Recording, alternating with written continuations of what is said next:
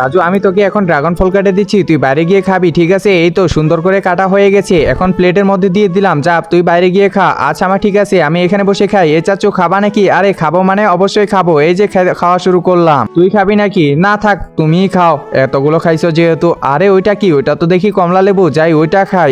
এখানে বসে খাওয়া যাবে না, একটু দূরে গিয়ে খাই।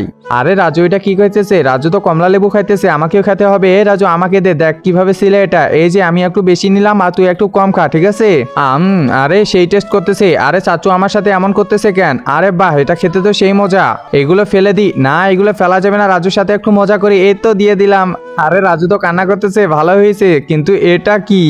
একজন মা কতটা আপন হয়ে থাকে, যার মানেই তাকে জিজ্ঞাসা করে দেখো। তো দেখা যাক বন্ধুরা, এই মায়ের জন্য কে ভিডিওটিতে লাইক এন্ড সাবস্ক্রাইব করে। আর যারা মাকে ভালোবাসো না, তারা ভিডিওটি থেকে দূরে থাকো। তুমি বারবার শুধু আমার ছেলেকে বিরক্ত করো, আজকে তোমার খবর আছে, মা একবারে খতম করে দিব, ঠিক আছে? রাজু তাড়াতাড়ি আয়, তাড়াতাড়ি আয়। এই তো আমি চলে আসলাম। কত কত কত। আরে এমন করিস না, আমার অনেক খারাপ লাগতেছে, এবার এটা দিব। আরে আমি তো মরেই যাব।